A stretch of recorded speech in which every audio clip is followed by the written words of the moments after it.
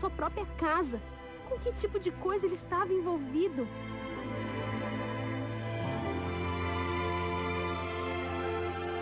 Os dias se passavam e as incertezas só aumentavam. O Guilherme se comportava como um completo estranho, como se não nos conhecesse ou nem nos notasse. Quando chegava em casa, se trancava no quarto e não falava com ninguém. Não tocou no assunto e os meus pais não tomaram nenhuma atitude. Ele não comia, não bebia e nem tomava banho. Ao amanhecer, tomava o caminho da rua e desaparecia na multidão. E assim fez durante semanas seguintes. A minha mãe, apesar de assustada com a situação, não queria aceitar que o filho poderia estar envolvido com algo perigoso, me dizendo que ele deveria estar com algum problema no trabalho. Até que ela foi surpreendida por um telefonema. Um homem, sem se identificar, mandou dar um recado para o Guilherme. Se ele não pagasse o dinheiro que devia, seria morto. Ela largou o telefone e desmaiou. Imediatamente, eu e meu pai fomos socorrê-la. A minha mãe, pálida como nunca havia visto antes, me contou sobre a ameaça. Dívida.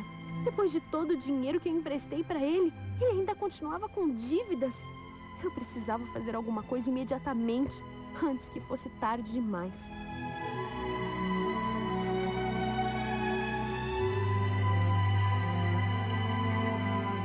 Com a esperança de entender o que estava acontecendo e encontrar alguma possível solução, eu resolvi procurar o melhor amigo do Guilherme, o Sérgio. Eles viviam grudados, com certeza saberia de alguma coisa. Eu fui até a sua casa e, a princípio, o Sérgio estranhou a minha presença. Afinal, eu nunca fiz questão de ter contato com os amigos do meu irmão. Eu sempre os ignorava, pois os considerava imaturos e irresponsáveis. O Sérgio sabia que minha presença não representava coisa boa. E eu fui logo ao assunto. Eu queria saber o que estava havendo com Guilherme. Expliquei tudo o que estava acontecendo, como se ele não soubesse. E eu exigi uma resposta, pois eu não poderia mais viver assim. Eu contei que minha família estava desesperada, sem saber o que fazer. E no início ele tentou disfarçar, dizendo que cada um sabe o que faz. Como meu irmão já era um homem adulto, eu deveria me tranquilizar. Ele estava me achando com cara de idiota mesmo. Eu sabia que algo errado estava acontecendo e eu não sairia da sua casa até ele me esclarecer. Determinada como sempre, eu não desisti. E o Sérgio, por sua vez, se rendeu às minhas insistências. Me contou que o Guilherme havia encontrado uma maneira fácil de ganhar dinheiro. Ele acabou se envolvendo com jogos de azar e com pessoas nada confiáveis. No começo ele até se deu bem, conseguiu muito dinheiro e crédito com os outros jogadores. Mas agora estava viciado, falido e cheio de dívidas. Ele me disse que até tentou alertá-lo, mas sem sucesso. Como eu pude confiar no meu irmão? Eu acreditei que ele realmente havia arrumado um emprego decente. Como eu fui tola. O Guilherme deu mais uma prova da sua irresponsabilidade. E dessa vez estava encrencado como nunca esteve antes. Como ele sairia dessa? Voltando para casa, eu encontrei o Guilherme bebendo em um bar. Cheguei perto dele e puxei-o para longe. Eu disse a ele que já estava sabendo de tudo e que não precisava me esconder mais nada. O Guilherme ficou nervoso e começamos a discutir no meio da rua. Ele era orgulhoso demais para admitir o erro, mas como não sabia mais o que fazer, foi forçado a confirmar todas as informações do Sérgio. Afinal, ele precisava de ajuda. O Guilherme estava no auge da angústia, com os nervos à flor da pele. Eu tentei tranquilizá-lo, pois ele estava realmente perturbado. Mas mesmo assim eu não passei a mão em sua cabeça. Ele precisava saber que havia falhado comigo, com a família e principalmente com ele mesmo. E não adiantava continuar se enganando. Fomos para casa e eu prometi que encontraríamos uma solução juntos. Chegando em casa, eu chamei os meus pais. Eles mereciam uma satisfação do Guilherme.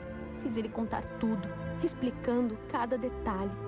Como se era de esperar, eles ficaram horrorizados. Não imaginavam que o filho seria capaz de se envolver com esse tipo de atividade. Envergonhado, Guilherme pediu desculpas, dizendo estar arrependido. Se sentia envergonhado, pois novamente estava dependente dos outros, além de ter decepcionado a sua família, claro. No meio da nossa conversa, o telefone tocou e a minha mãe atendeu, como de costume. Era a voz do mesmo homem que havia ameaçado meu irmão. Eu arranquei o telefone da minha mãe e comecei a perguntar o que ele queria. E ele deu seu último aviso. Se o Guilherme não arrumasse o dinheiro até o dia seguinte, ele estaria morto, desligando o telefone logo em seguida.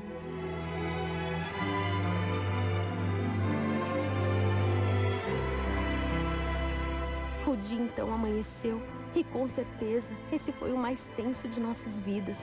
Estávamos à beira de explodir, pois seria impossível arrumar a quantia que o Guilherme devia. Estávamos em uma corrida contra o tempo.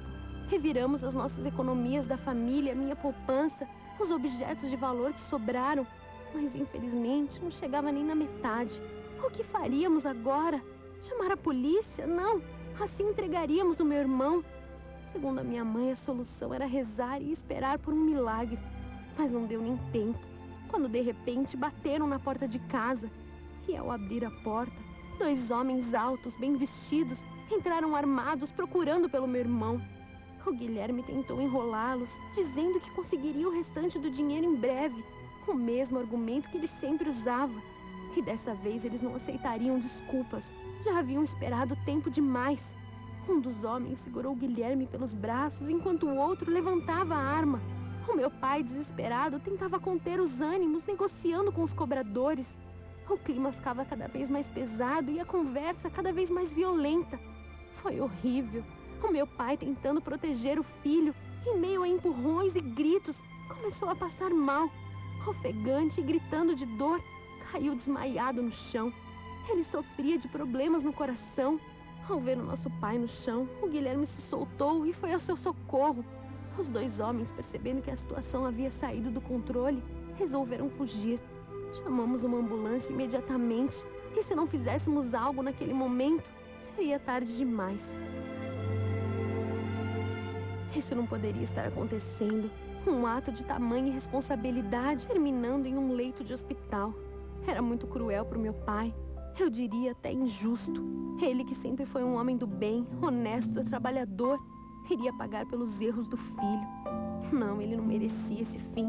Mas, infelizmente, o médico nos disse que meu pai passou por emoções muito fortes para o seu frágil coração. E esse infarto causou um estrago praticamente irreparável. Nós não sabíamos se ele iria aguentar.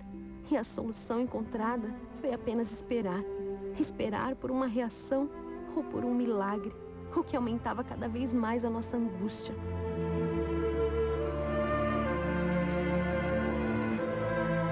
O Guilherme estava se sentindo profundamente culpado. Passava dias e noites grudado ao lado do pai no leito do hospital, como se nada mais importasse. O mundo poderia cair, mas o Guilherme permanecia ali, rezando por ele. Cansado, fraco, com a voz rouca, o meu pai acordou e a primeira coisa que fez foi dizer ao Guilherme que estava feliz em vê-lo. Imediatamente, meu irmão se pôs a chorar, pedindo perdão ao pai, pois ele não sabia que as coisas poderiam chegar a esse ponto. Compreensivo, o nosso pai respondeu à mesma altura, dizendo que ele também lhe devia desculpas, pois se julgava culpado pelo comportamento do filho, assumindo os erros na criação e na educação do Guilherme. O meu irmão não aguentaria a morte do pai. Apesar de perdoado, ele não perdoaria a si mesmo. Ele prometeu se tornar um novo homem, honesto e trabalhador, cumprindo a promessa que fez a mim. O nosso pai tinha que sobreviver para ver isso acontecer, mas o nosso destino foi surpreendente.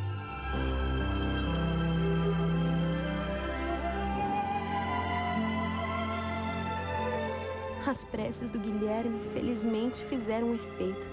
Depois de várias semanas no hospital, o meu pai conseguiu se recuperar para alívio de todos, mas principalmente para o do meu irmão. Mantendo a sua promessa, o Guilherme começou a estudar e trabalhar, colocando finalmente um rumo decente na sua vida. Ele me pediu para fazer um empréstimo para quitar as suas dívidas, e aos poucos ele ia me pagando. Estava se tornando um homem sério, conheceu uma garota e estava até pensando em se casar com ela. Ele pode aprender várias coisas com tudo isso, mas a principal é que nada se consegue sem esforço. Ele passou a dar valor a tudo, principalmente a sua família. Ele poderia ter todo o dinheiro do mundo, só que sem o pai, a sua riqueza perderia o valor. Eu espero que a minha história sirva de exemplo para evitar que você passe por uma dor tão grande quanto a que eu passei.